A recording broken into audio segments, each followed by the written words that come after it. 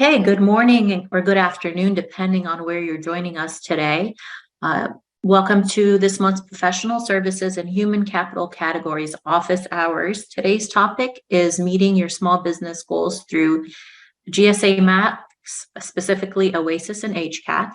Our guest speakers for today are our OASIS Acquisition Program Manager, Chelsea Hayes, and HCaTS Branch Chief, Naseem Lashaninajad.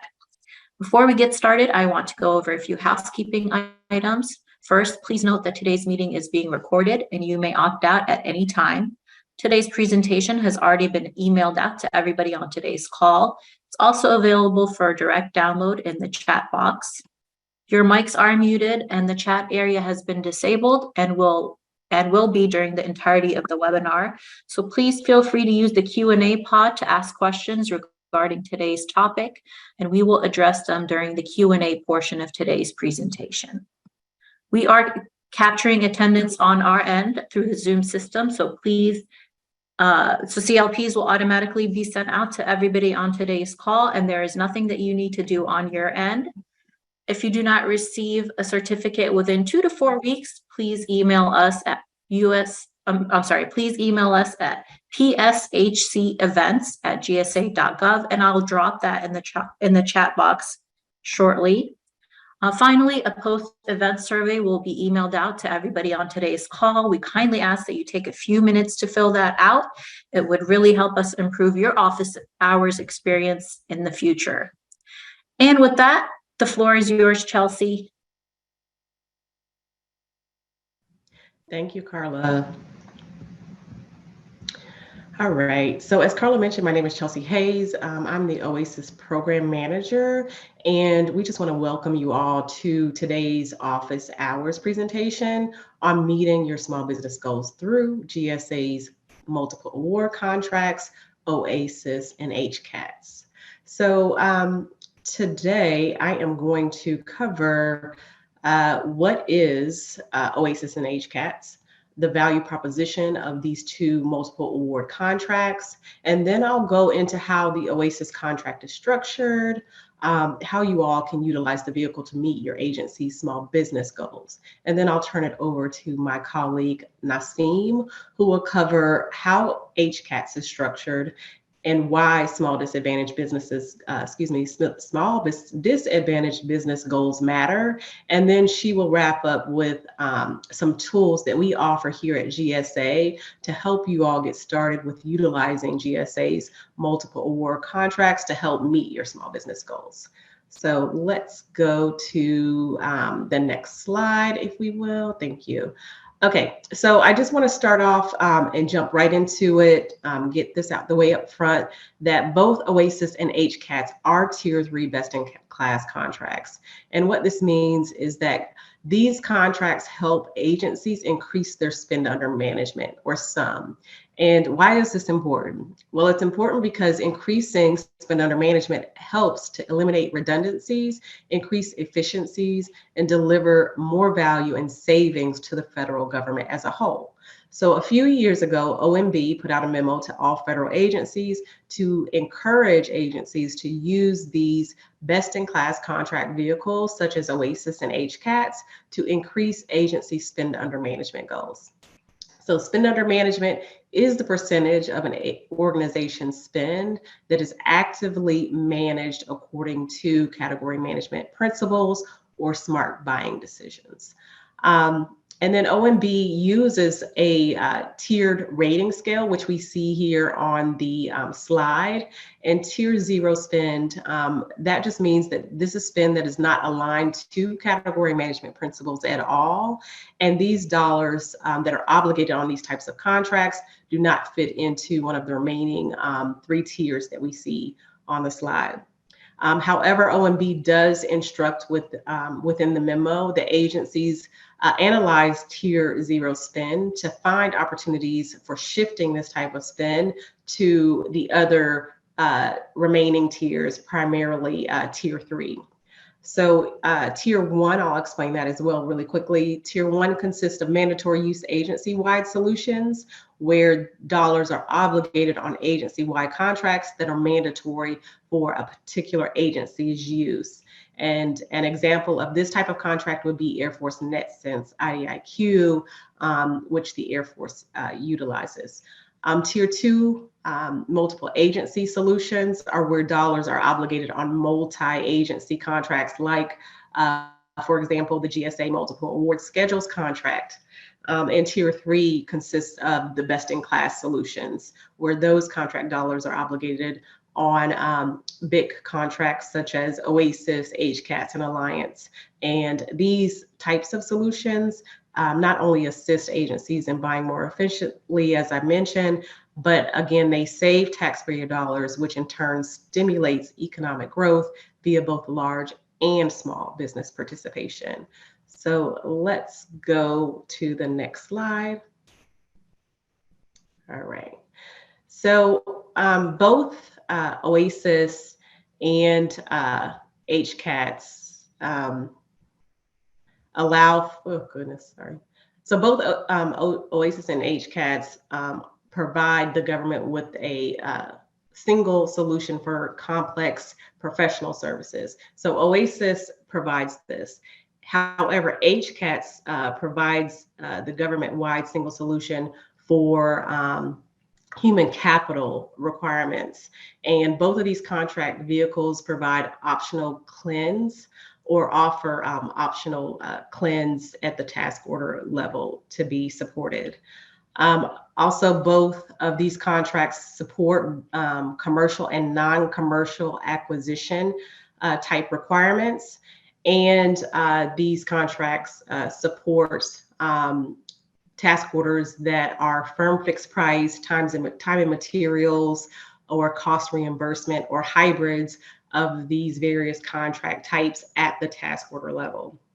And both of these contracts allow for federal agencies and buying professionals to focus on their expertise and mission, while we, GSA, deliver the program management and the contract administration at the master contract level. Next slide. So I mentioned already that both are IDIQ contracts, I believe, indefinite delivery, indefinite quantity contracts. They're both best-in-class contract vehicles, and we just went over what best-in-class actually means. We did already talk about that OASIS provides the flexible solutions for complex professional services, while HCaTS provides solutions for human capital, training and development, and organizational performance improvement services. Next slide. So both the contracts allow for the contracting officer to have complete control of the structure of their task orders at the task order level. Both of these best-in-class contract vehicles also help to reduce acquisition lead times, and they support administrative efforts at the task order level in helping contracting professionals to acquire services quickly. And both contracts are designed for long-term periods of use. So the OASIS contract task orders can be awarded through 2024 with a performance period extending 5 years beyond that into fiscal year 2029, while HCaTS task orders can be awarded through fiscal year 2026 with 5-year performance extending into fiscal year 2031. Next slide. So both OASIS and HCaTS have no maximum order level ceiling. However, there is a minimum task order level at the simplified acquisition threshold. Both of these contracts vehicles also allow for ancillary support components, or also called ODCs, or other direct costs at the task order level. And both contracts, while they allow for a significant IT component, the majority of the scope cannot be principal purpose IT, nor can there be an IT NAICS code aligned with any of the task orders issued against OASIS or HCaTS, because the primary scope of these contracts are for professional services and human capital. Nor can these contracts no requirement can be issued against these contracts for architect and engineering services or construction as well.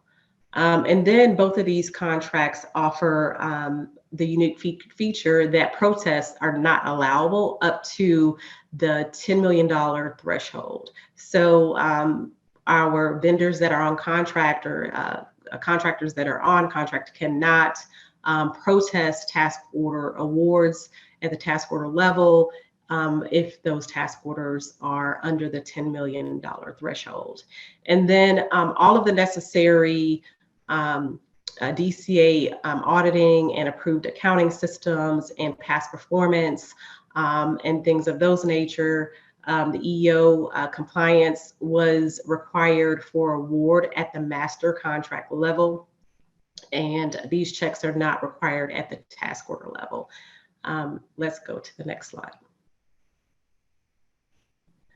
So here we want to show you that the FAR 16.505 IDIQ steps to award are not applicable at the task order level.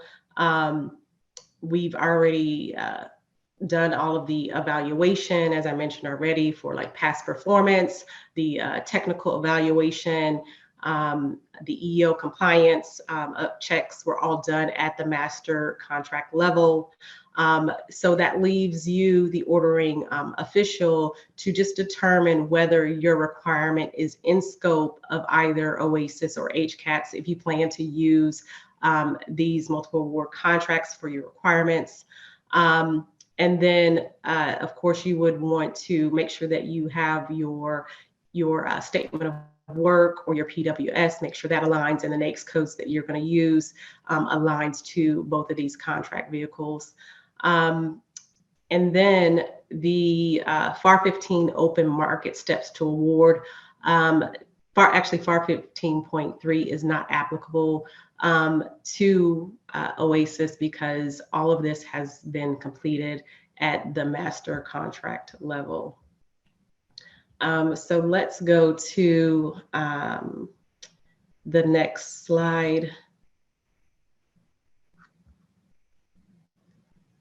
All right, so now we're going to get into a little bit more about OASIS. OASIS is made up of 3 contract families totaling 19 separate multiple award task order contracts.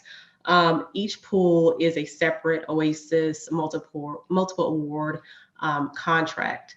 So OASIS unrestricted consists of 7 unrestricted pools, 7 unrestricted contract pools that are made up of both large and small businesses.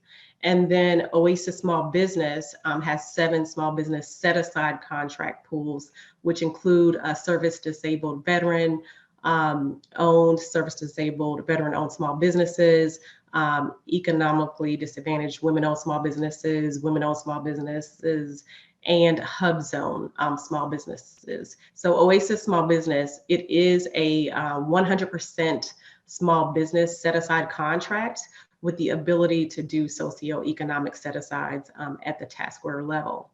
And then we'll talk a little bit more about this on, I want to say, the next few slides.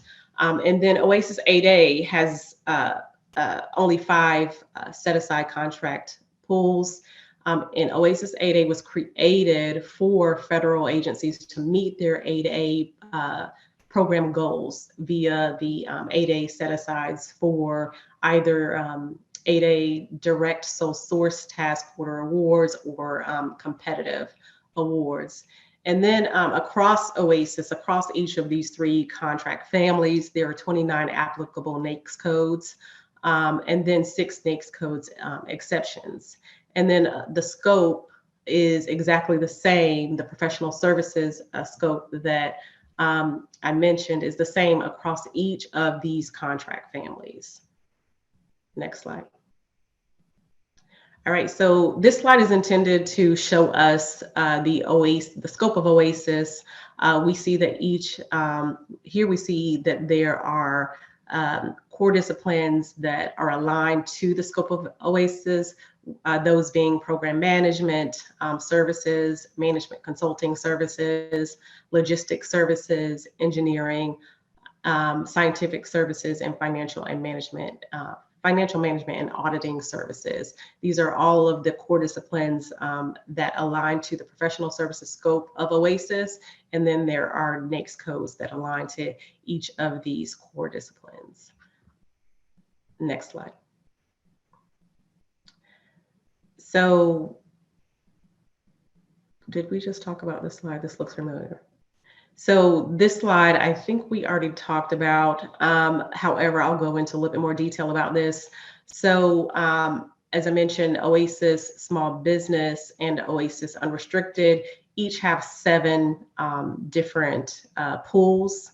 The OASIS Small Business is designed to be a total 100% set aside for small business. And then OASIS 8A has 5 pools. And then again, as I mentioned, that each of the NAICS codes that are aligned to OASIS, and you can find those in our ordering guide, are aligned to each of the core disciplines, which are aligned to each of the 7 pools on OASIS Unrestricted and OASIS Small Business, and then the 5 pools that are on OASIS 8A. And I already mentioned that, oh, okay, thanks.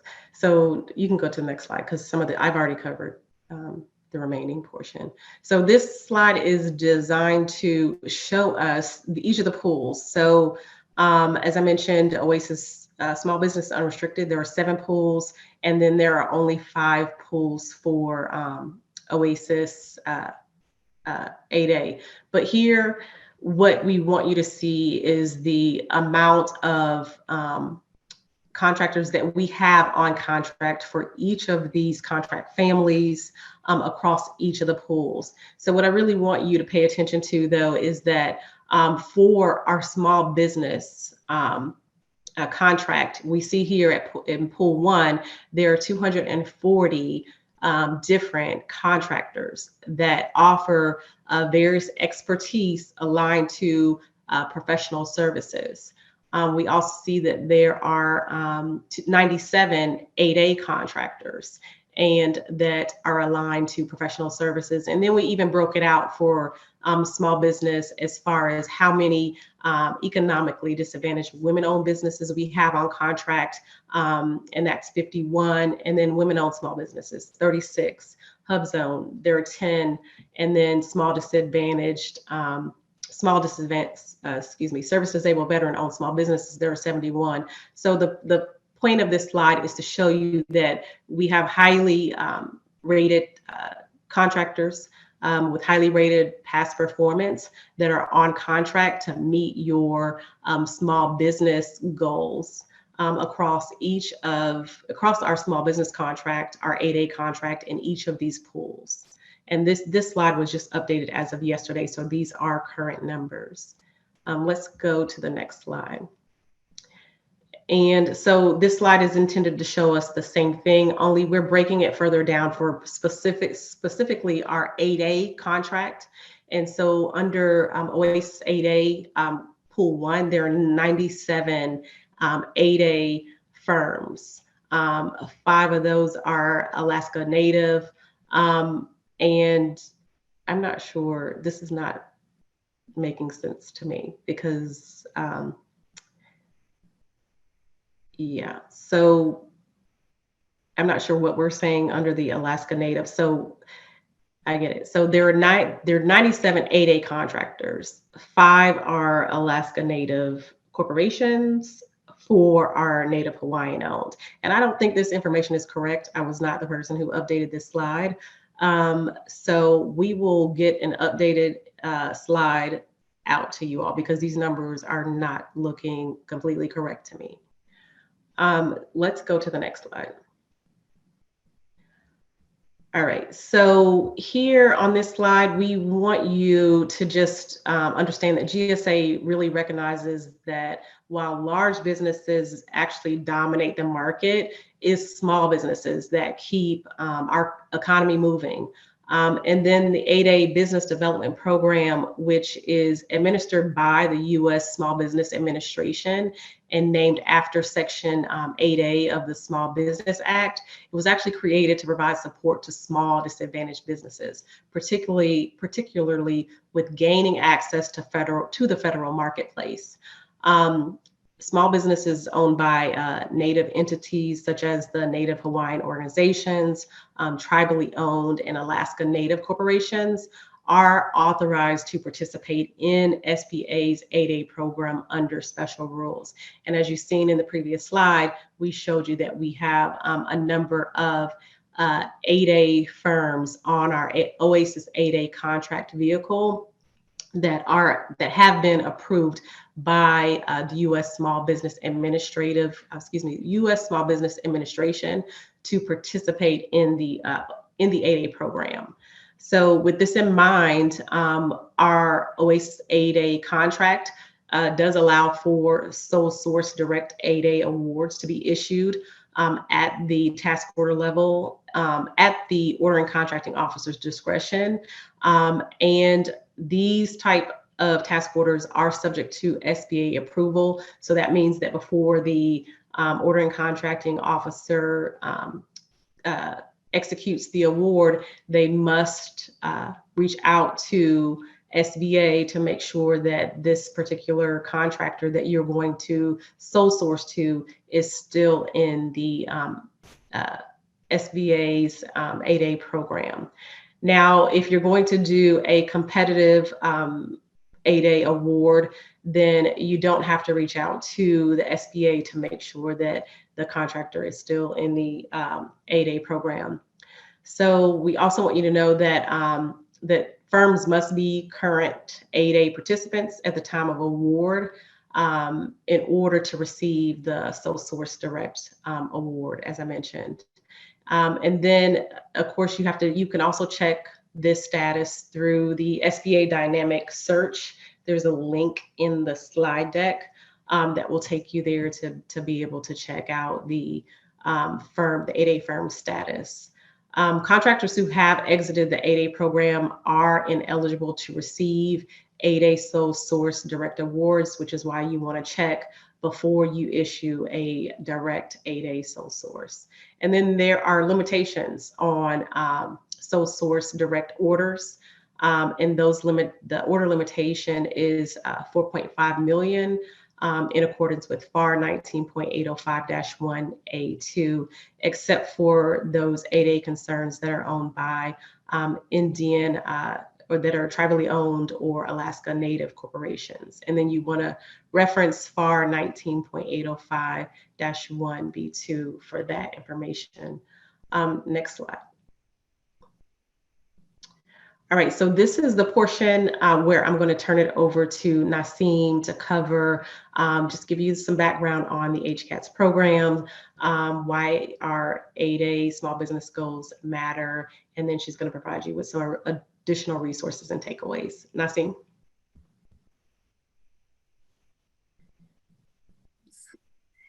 Thank you, Chelsea. I see some questions coming, so please keep bringing your questions. We're going to open up at the end.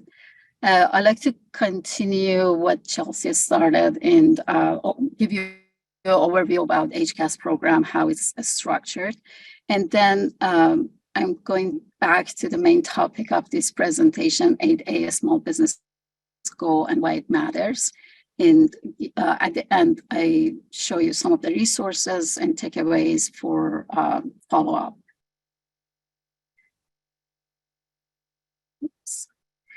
So HCaTS technically is a sister contract of OASIS. It's exactly structured as OASIS does, and everything is the same except the scope. For professional services, you can use OASIS. For human capital services, you can use HCaTS. Those 10 principles that Chelsea covered They are covered under OASIS for professional services.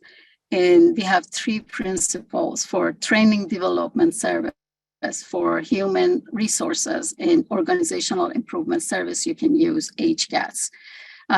Covers all type of training requirements if you need human capital strategy or anything for change management and operation planning for your organization, you can use HCaTS. We also have 3 identical IDIQ contracts.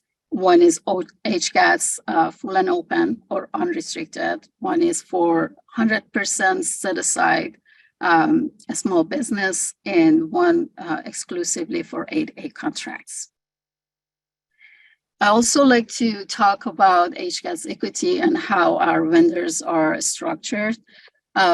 You can see that we almost have 41% of our vendors under a small business.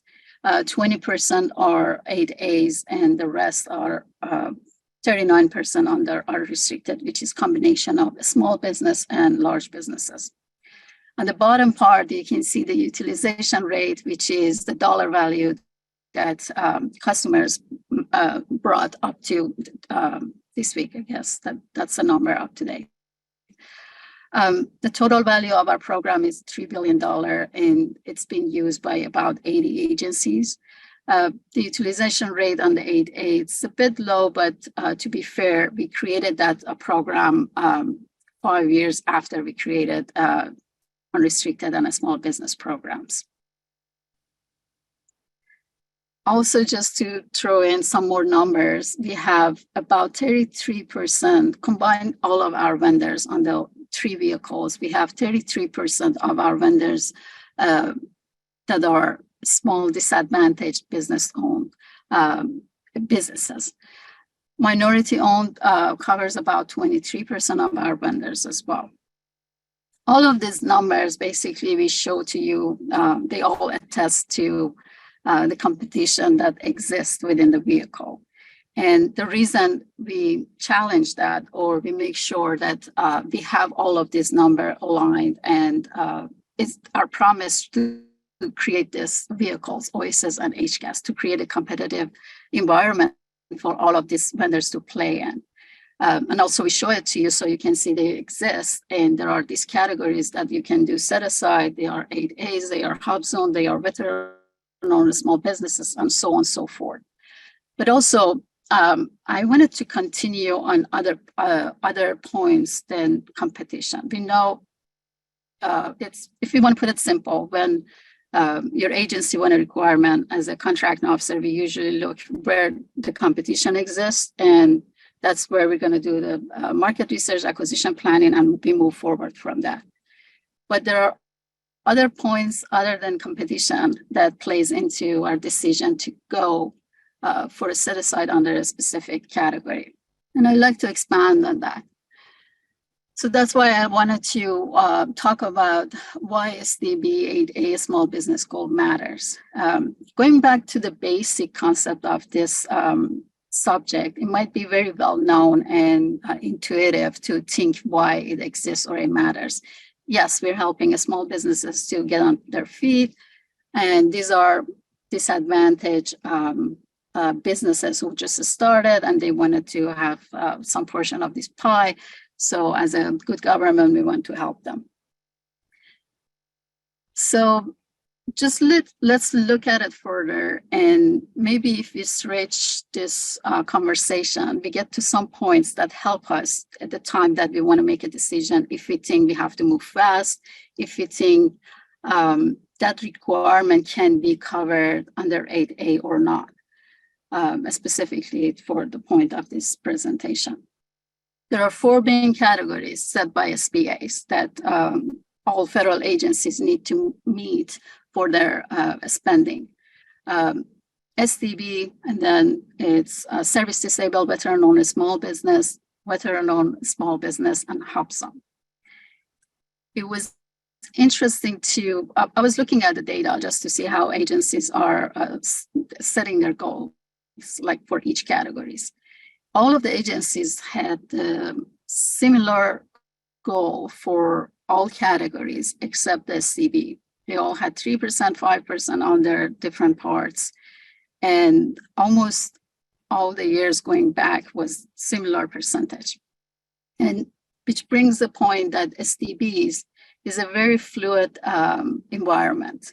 The businesses come and they go out of business, some of them.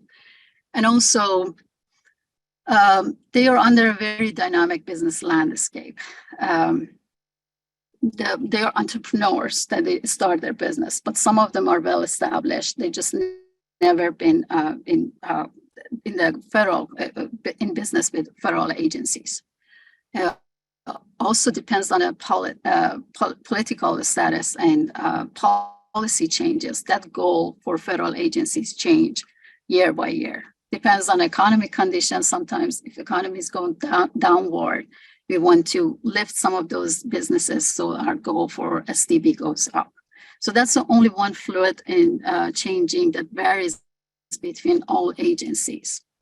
And if you're curious, the percentage was pretty high, and it was interesting, at least for me. I never look at it this way, that we go almost from 10% up to 60% for the SDB goal in FY 2023. And as Chelsea mentioned, for per President Executive Order in 2022, we're trying to make it 15% across all federal agencies by FY25. So this year was at 12%. And I guess it's a little bit hype about this topic because we want to make that goal based on a president executive order and all of those other factors that makes this category special. I also wanted to talk about the vendor side of the business, small disadvantaged businesses. Who are they?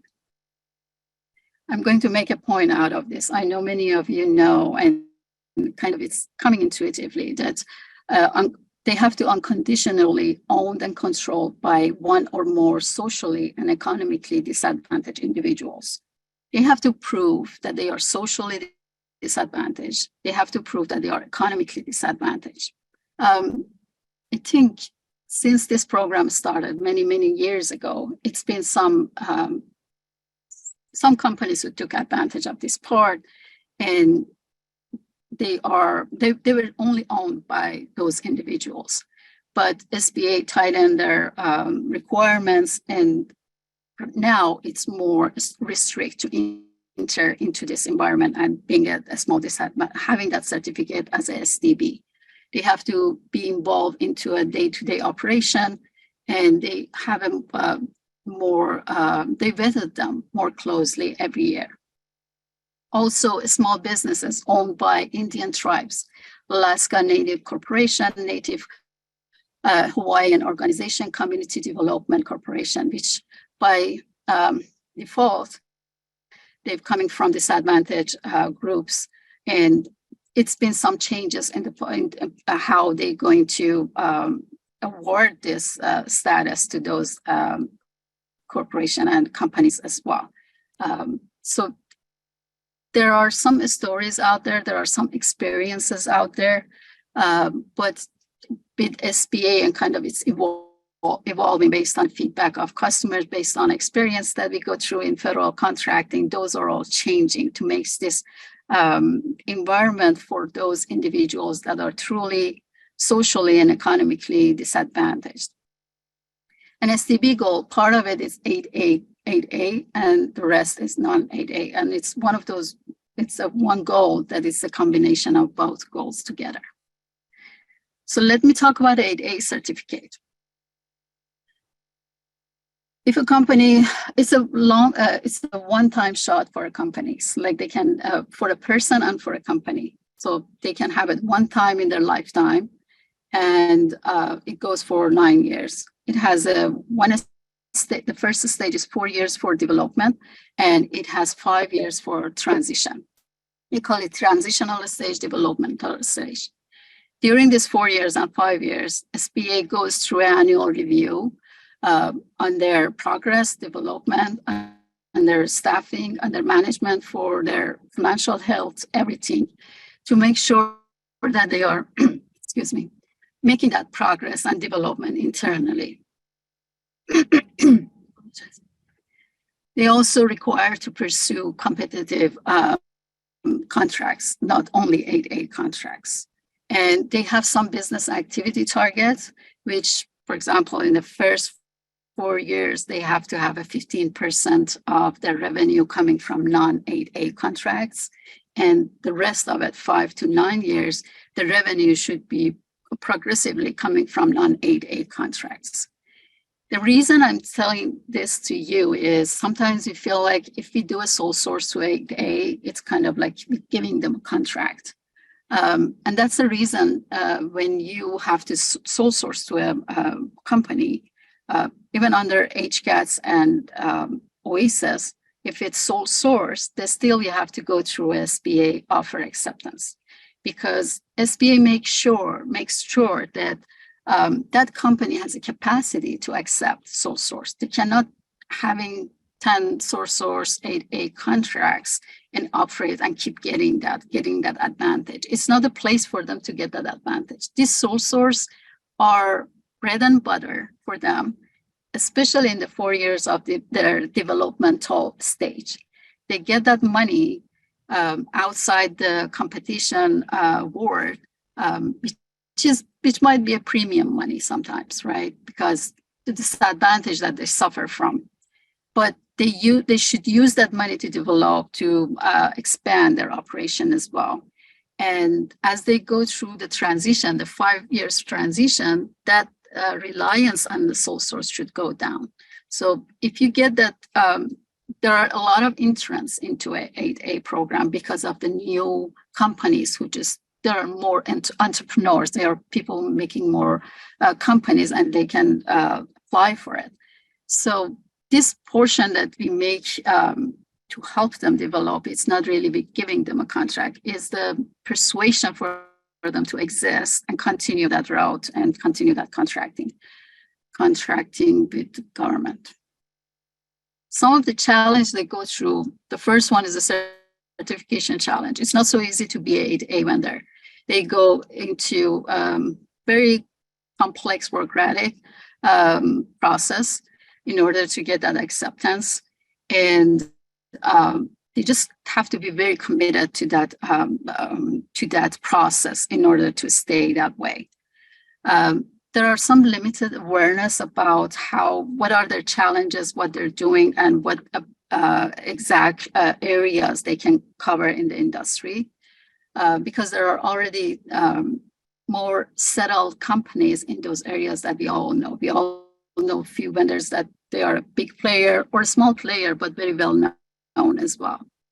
They don't have access to capital as all other companies might have.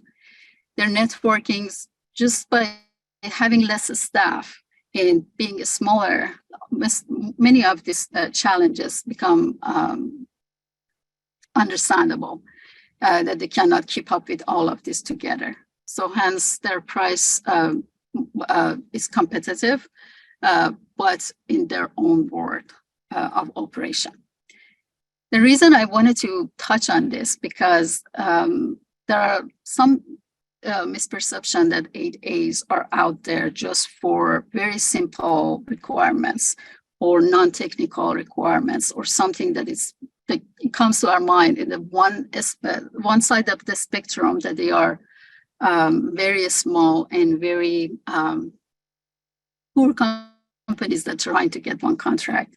But on the contrary, the bar for being economically disadvantaged is high enough that in different industry, for example, IT, those entrepreneurs and those companies are very well established as well. So what GSA does, we give them exposure by just packaging them and put them in under one vehicle. We give them a targeted requirement, so they don't have to really go through all of these requirements coming from different sides that they're not sure even they can cover or not. We give them access to tailored that tailors with their capabilities. And we give them visibility not only among customers, but also among other vendors. So there are more opportunities for them to do subcontracting. There are more opportunities for them to reach out to other vendors if they need to collaborate or doing a teaming arrangement. And this building community is kind of giving them more exposure to what kind of contracts they can expect or looking for. They learn how they learn the business side of the spectrum for their business because they have the technical ability, especially when it comes to technical professional services, because those technical professional services relies on individuals' education and capabilities and performance. So they are more invested to get those type of contracts that has less to do with their capital, but more to do with their expertise. And also it's a continuous learning. We do this workshop and more for vendors, and they have access to different resources, this different website. And this is a part that we kind of take a pride at GSA across all the vehicles. So we try to kind of compensate for the part that they are biased against and make sure they understand what to look for, and they become more efficient in their business with the government. What GSA does for the customers is also, Chelsea covered many of these points. Understanding the market. If you need to know whether your requirement can be covered by 8A vehicles under HCaTS OASIS, not only 8A, other set aside, you can ask for a complimentary scope review. Our COs does that in 2 or 3 days turnaround time. We have a detailed market research reports done. It's a free service. I'm going through it in the next slide. And we have training that we tell you everything about how to cut the task order or contract under HCaTS or OASIS. It's a 1-hour training. It's done by COs, and we do it very often. Also, we do acquisition supports. Think about it as GSA being a hub, and we see all of these awards coming and going, the information, and we get to see the best practices. We get to see the samples, templates, what is important, what is not. We get to see what questions rise from customers dealing with different vendors, and we try to solve it or do better next year. And we created price estimating tool based on all of this data, all of this equity of task orders that we have. And we offer that as an addition to your market research tool to build your IGCE, and also a streamlining acquisition process, which is given by using a FAR Part 1655. And we have one team that is an assisted acquisition team in times that your acquisition shop cannot take more, or there are some challenges that you like to other COs and COs to make it happen. We have a dedicated team that can do that as well. And lastly, for the scope review is pretty easy. You can just go online on our website, request the scope review, complete the scope review form, attach your statement of work and IGCE so we can kind of understand the labor categories you're looking for and give you a better guide you better to use whatever schedule or program we think fits your requirement. Turnaround time is 2 to 3 days as well. And lastly, market research as a service. We call it MRAS team. It's a free service. Almost any type of service you want to do, you can ask our team and MRAS, and they go out, they contact you to understand your requirement, understand your questions, and they send it to all of the vendors as they see fit on their vehicle, as you see fit or as they see fit. And they get back to you with a very detailed market research report that can help you in your acquisition planning. It's a free service, so it doesn't help to do it simultaneously if you're going through the market research yourself. And with that, I'd like to open for Q&A. I hope I didn't go over the time. Carla, do you want me to read a Q&A, or I can read it for? You did not go over time. We're doing great on time. I saw that Chelsea was in there and she answered some of those questions that were coming in. If anyone on the call has any additional questions, please feel free to use the Q&A box to answer, ask them now, and we can open up more of a dialogue. I do see one question, and I think Chelsea wanted to answer it, but it says, can the sole source direct award be a labor hour contract? So I was going to ask you that, Nasim, that question. Okay. So yes, it can be a labor hour contract. Under labor hour contract, we have pricing for each of our vendors, and that pricing only comes into a play when it's a sole source labor hour or sole source time and material. So yes, it can be labor hour, but the labor categories must be from the labor categories in our contract. So OASIS has a labor categories, HCaTS does as well. Under attachment 1 for HCaTS, you just have to choose from that, or the contractor has to map it to those labor categories. So the pricing is already set under the contract. Okay, on that about does it, I don't see any questions in the Q&A. Oh, I don't, no, I do. Is the IGCE tool template found on the GSA website? Chelsea, correct me. It's on y.gsa.gov, right?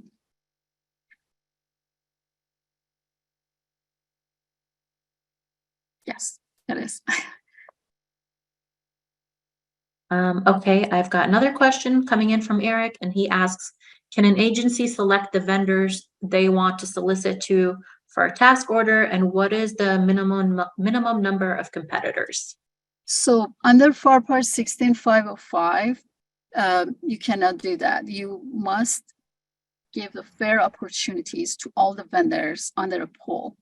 But all of our vendors are seasoned. They are mature. They know what they want. They're not gonna respond to. They're not responding to every solicitation. So it's, and we also have a very broad scope.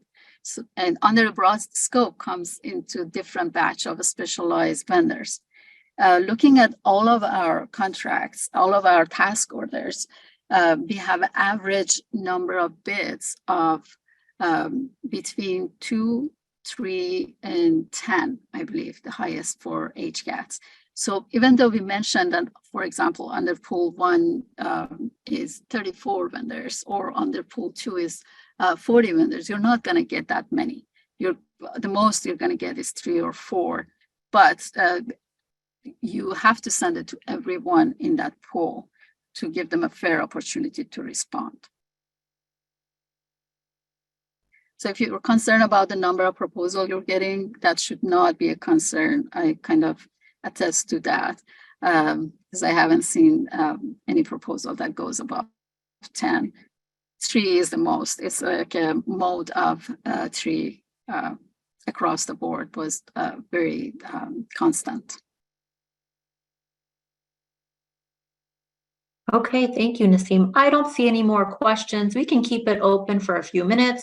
We're happy to give you your time back if we don't have any additional questions that come up. In the meantime, we are going to keep that chat box open, and that is where you can download today's presentation deck directly if you have any issues downloading it, or if you didn't receive it via email, please go ahead and email us at pshcevents@gsa.gov, and we will make sure to get a copy over to you. Again, there's nothing that you need to do in regard to CLPs. Those will automatically be sent out to everybody that attended today's webinar. And I just thank you for spending part of your day with us. Thank you, Nasim and Chelsea. That was very informative. We wish you a wonderful rest of your fourth quarter and hope that you have a very successful new year to come. I see a few questions asking about CLPs. There will be one CLP assigned. It will automatically be sent to your email. And it will already have populated your name, and there's nothing that you'll need to do. If you don't receive it within 2 to 4 weeks, you can email us, and I'll drop the email address in the chat box as well, but it's pshcevents@gsa.gov. I see one question from Cheryl. I'm not aware of that.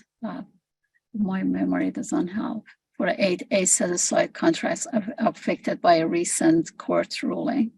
Okay, Cheryl says, I believe it was issued against SBA and the fairness of the 8A set-aside program. The USDA being affected by this.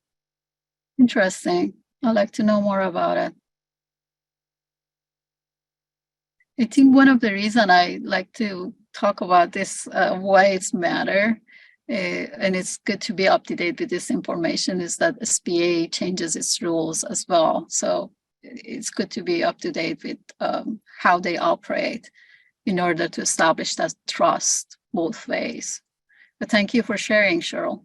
Okay, I don't see any other questions coming in, so I think we can go ahead and give everybody a few minutes of their day back, and we just thank you for being here today. Have a wonderful rest of your day.